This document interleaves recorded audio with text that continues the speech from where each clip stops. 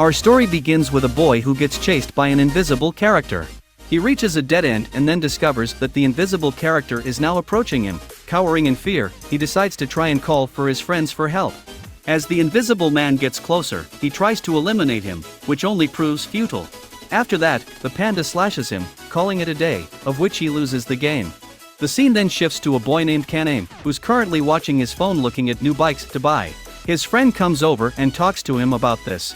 Upon which the conversation turns to the new art projects that's going around Tokyo, the Body Outline series, which nobody knows who the actual artist is. Mid-conversation, a friend comes up named Kyota expresses his discern and concern for their recent friend who's gone missing. The boys discuss where he could be. Just when Kyota's about to leave to look for their friend, Kan-Aim remembers that he got an invite from the friend who was missing yesterday night. He checks the mobile app, which turns out to be a mobile game called Darwin's Game. Kyota, realizing that there's something wrong here, warns Kan-Aim not to open the app, of which Kan-Aim opens the app. Oh my god, bro. After doing so, a snake comes out and bites Kan-Aim in the neck, rendering him lucid, and then falls unconscious. After this, we pan to a mysterious girl who gets a notification after dealing with some tomato sauce. The notification is of Kan-Aim's new player character, of which she expresses interest. Next, Kan-Aim wakes up in the nurse's office. Confused of what's happened, the nurse asks him if he's alright. He says that he's not alright and needs to go home due to the fact that he's feeling very ill.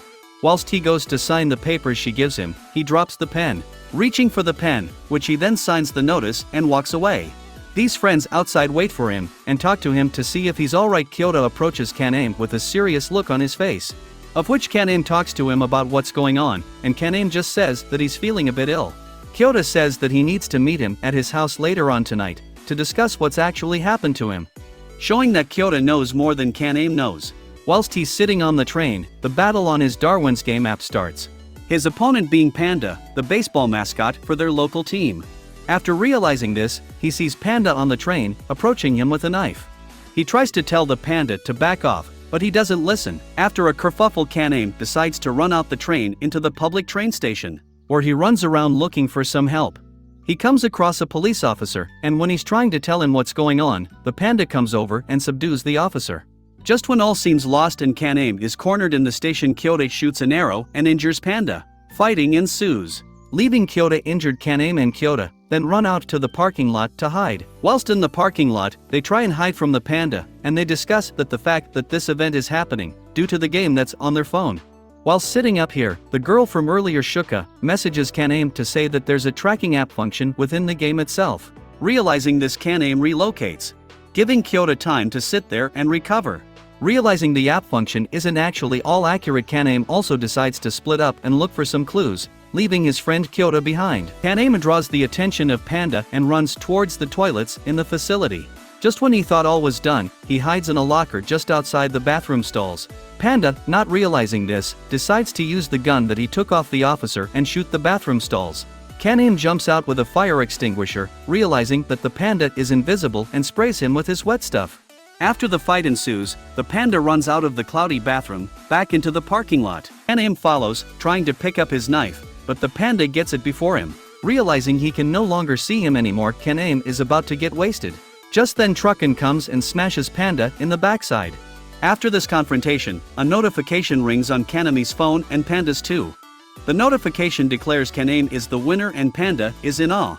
Mid-discussion of what the game's reality is, Panda is getting eliminated by the Darwin's Game app, as the loser loses their life and the winner gets to keep their life. Kan-Aim, in complete shock, decides to run back to his friend Kyota and check on him to see if he's alright, upon realizing that he's no longer with him. Waking up, Kan-Aim realizes that the app has a store option, which he buys a gun thinking it's just a fake reward system. Next second, delivery comes and he realizes just how much he hates this new life. Shuka invites him to meet a while later, to which he agrees. Upon meeting, he asks how to leave Darwin's Game. Shuka says the only way to leave is to forfeit his life and unalive himself. Shuka, now fulfilling her promise, gets down to the reason why she invited him here, which is to fight. Kan-Aim doesn't want to fight, but after a couple of close calls, becomes serious, dispatching the bitch with his immaculate brain. After fighting it out and being the winner of the duel, Kanami realized that his sigil power allowed him to gain a gun when he wished for it. Then, he passes out on Shuka's lap due to his injuries, of which she mentions a line about her mind now being made up. Opening his eyes, Kanem wakes up in an unfamiliar place, only to find Shuka, his savior from the previous day, garmentless. She explains her state of undress as a result of being too tired to put on clothes after treating his wounds. Their conversation quickly turns to the concept of forming a clan in Darwin's game, which Shuka likens to a family, but even closer, they are sworn companions. Kanem learns more about the mechanics of Darwin's game.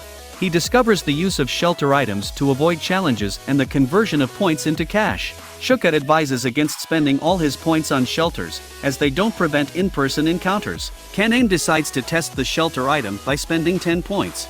Kanem agrees to start a clan with Shuka, but they face a rank limitation. Shuka is the rank of 4, but insists that Kanem, as a man, should take the lead in establishing the clan. They agree to start as friends and work towards forming their clan. Kanem receives a phone call, but dismisses it, annoyed by the persistent game notifications. Shuka and Kanem meet at the Moai statue in Shibuya. The conversation hints at upcoming special events and changes in the game, covered with a sheet indicating a recent game-related incident. Shuka warns Kanem about the dangers in Shibuya, especially from a clan known as 8. They head to Yoyogi Park, suspecting it might be significant for the upcoming treasure hunt event. Despite the looming event, Shuka insists on shopping for clothes, showing a juxtaposition of her dangerous game persona and typical teenage interests. Kanem, meanwhile, ponders the inexplicable aspects of Darwin's game, like teleportation, dark conversion, and the sigil system. Kanem is suddenly challenged by Inukai, a member of Dancho Boxing Club, intrigued by Kanem's reputation for defeating 2 famous players. Kanem refuses to fight, but Inukai forces a battle using the game's mechanics. In the midst of the battle, Kanem receives information about the Shibuya murders and the 8th clan. He manages to outsmart Inukai, leading to a temporary truce and understanding. They receive notifications about the treasure hunt event starting soon. As the treasure hunt event begins, players are teleported to different locations. The objective is to collect 3 rings within a time limit, with a shortage of rings implying a brutal fight for survival. A chilling scene of a body outline art is noticed, indicating a player's death in the Shibuya treasure hunt game. The city is in chaos, with players either fighting for survival or trying to escape. Kaname, realizing the gravity of the situation, decides to contact Shuka but faces communication issue. Kaname quickly understands the harsh reality of the game. To survive, players must collect rings, but with only 300 rings for potentially 300 players, the competition is deadly. He uses the game's AR camera to locate a ring but realizes the danger lurking around every corner. Kaname encounters a hostile player in a hotel. The situation escalates into a tense standoff, with Kaname narrowly avoiding death. The encounter leaves him questioning the morality of the game and the necessity of killing to survive. Kaname meets Rain, a middle school student and self-proclaimed analyst of Darwin's game. She proposes an alliance to escape the hotel, which has become a death trap due to a player's sigil that controls plants. Rain reveals she knows a lot about Kaname, including his recent alliance with Shuka and his victories in the game. Rain and Kaname deduce that the hotel is under the control of a player known as the Florist, who uses his sigil to manipulate plants and trap players. They realize that the bodies in the elevators are still alive, controlled by the Florist, turning the hotel into a deadly maze. Kaname and Rain face off against the control players, using their wits and resources to survive. Rain uses a flashbang grenade to disorient their attackers, but they find themselves increasingly cornered. Kaname figures out that the Florist is using the hotel's security cameras to monitor and control the situation. He resolves to confront the Florist in the security room, turning the tables on the voyeuristic mastermind. The Florist, acknowledging Kaname as a worthy opponent, is pleased to have a challenging enemy. The hotel, now his garden, becomes the stage for an intense showdown. The Florist deduces that Kaname and Rain are hiding in room 2907 based on the destroyed security cameras. He sends his soldiers to break through the barricades, believing he has cornered them. Kaname and Rain access the gacha shop mid-game, a strategy not commonly used in one-on-one battles. They gather supplies, including explosives, to counter the Florist's strategy. Rain reveals her sigil, Laplace, which gives her predictive abilities. She uses it to dodge bullets and lead the Florist soldiers on a chase, buying time for Kaname to execute their plan. Kaname reaches the first floor, surprising the Florist with his speed and determination. He confronts the Florist in the security office, blocked by plants. The Florist, intrigued by Kaname's motivation, engages in a conversation before their inevitable battle. The Florist reveals his motivation for playing Darwin's game, money. He sees human life as a valuable commodity. The battle ensues, with Kaname struggling against the florist's plant-based powers and armor. Kaname realizes the true nature of his sigil, the ability to reproduce any weapon he's seen. He modifies a gun to increase its power, breaking through the florist's defenses and defeating him. Kaname spares the florist's life, understanding that his death would not benefit him. Rain proposes a deal with the florist for information about the treasure hunt event. The florist reveals there are 24 rings in the hotel and warns them about Wong, the leader of the 8th clan. Rain suggests forming an improvised clan with the florist to stand a chance against the stronger players, especially the 8th clan, who are likely to come for the hotel's rings. Kaname, Rain, and the florist, Hiragi, strategize for the impending confrontation with Wong and the 8th clan. They decide to form a temporary alliance, with Kaname leaving to assist Shuka, who has sent a distress signal. The florist creates plant barricades to fortify the hotel against the 8th clan. Despite the tension, the group agrees to work together for mutual survival. Kaname receives a cryptic help message from Shuka, indicating she is in trouble.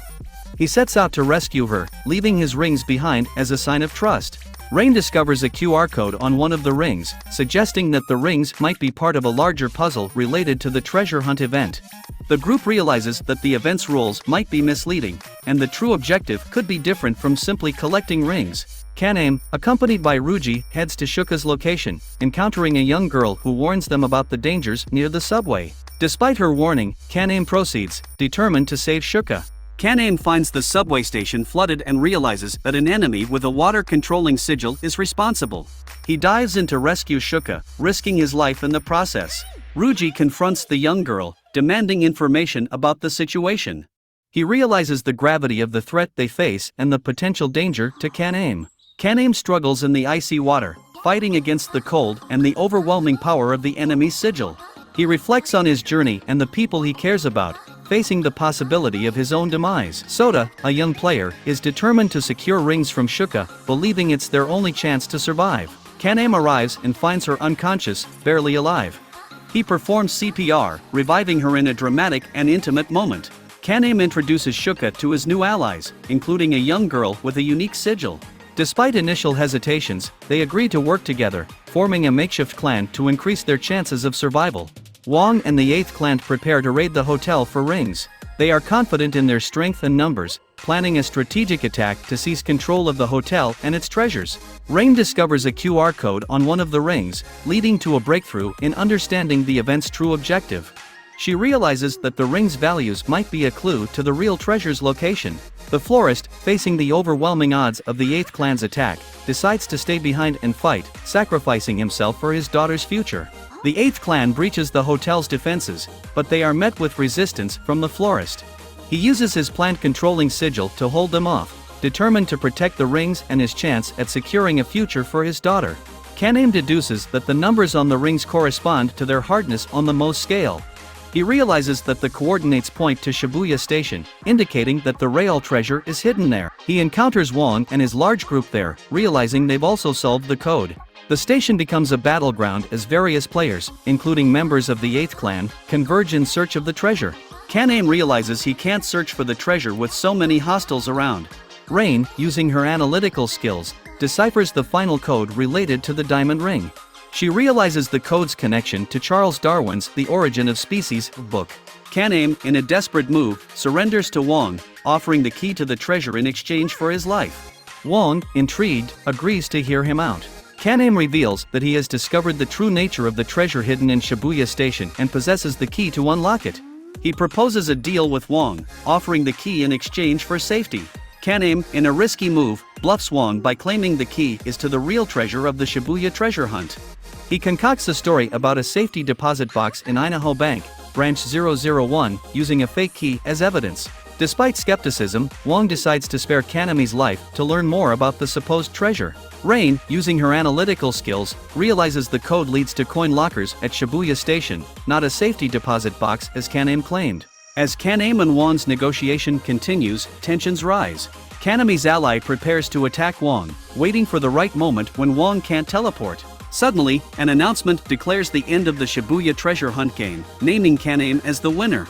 This unexpected turn of events leaves the participants in shock and confusion.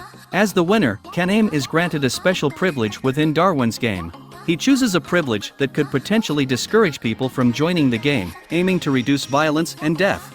After the game, Kanin contemplates buying a house for his clan, emphasizing the importance of safety. Meanwhile, Rain encounters Suzun, the daughter of the florist, and offers her assistance in return for her father's heroic actions. Kanin meets with the leader of the Danjo Boxing Club, discussing a potential alliance. To prove his worth, Kanin agrees to a sparring match, showcasing his skills and determination. Kanin engages in a duel with the leader of the Danjo Boxing Club, demonstrating his combat skills and strategic thinking. Despite being at a disadvantage, Kanin impresses his opponent, earning his respect and allying. The duel is interrupted by Liu Shulan, the top-ranked player in D-Game. She expresses her intention to recruit Kanin, revealing her background as an assassin and her desire to bear his child to continue her lineage. Kanami's clan, the Sunset Ravens, launches a rescue mission. Rain, using her analytical skills, tracks Kanami's location. The team, including Shuka and Ruji, confronts Shulan in a high-speed car chase and a dramatic showdown. Shulan challenges Kanin to escape without killing anyone. Kanin counters with a proposal: if Shulan can escape from the Sunset Ravens without killing, he will join her. The ensuing battle showcases the skills and determination of both parties. The confrontation ends with Shulan acknowledging the strength of the Sunset Ravens. She agrees to join the clan under Kanami's condition that she targets him first if she ever betrays them. Rain meets with Katuri to discuss the 8th clan's hideout and their remaining members. They confirm that the Flame Demon is likely dead and focus on Wong and Keiichi as the primary threats. Kanin, driven by anger and determination, plans to rescue Shinizuka and confront Wong. The Sunset Ravens, along with reinforcements from the Danjo Boxing Club, prepare for the mission. The police surround the 8th clan's warehouse, but they are no match for the clan's sigils. Keiichi effortlessly defeats the officers, showcasing the clan's strength. Shinizuka, having received a phone with an invite to Darwin's game, discovers he has telekinetic abilities. He uses these newfound powers to escape his restraints. Kanin arrives at the warehouse, ready to confront Wong and rescue Shinizuka. However, he finds the warehouse eerily quiet. Wong reveals that Shinizuka has already been released and is running towards Kanin. He taunts Kanin, blaming him for the events that have unfolded. Kanin discovers Shinizuka's lifeless body, realizing that Wong has brutally murdered him. Overcome with grief and rage, Kanin confronts Wong. A standoff between Kanin and Wong ensues. Kanin, at a complete loss of emotion, obliterates Wong's entourage. Wong gets taken by surprise and fights tirelessly to combat Kanami's rage. Both teams fight furiously, with Kanami's squad obliterating Wong's underlings. Wong, lowering his guard due to Shuka's presence, gets his karma in the form of dismemberment. Shuka takes out her anger for making her boyfriend suffer with grief. The satisfying moment is further shown in the form of complete domination on Kanami's end. With Wong now looking like a little bitch, he is taken down and taunted by the team. This battle being marked as a landslide victory gets the team in ecstasy. Due to the main problem being solved, the team sets out to make D-Game inaccessible and try any means necessary to stop players from losing their lives. The team, also looking to take down the creator, set their sights on a higher goal.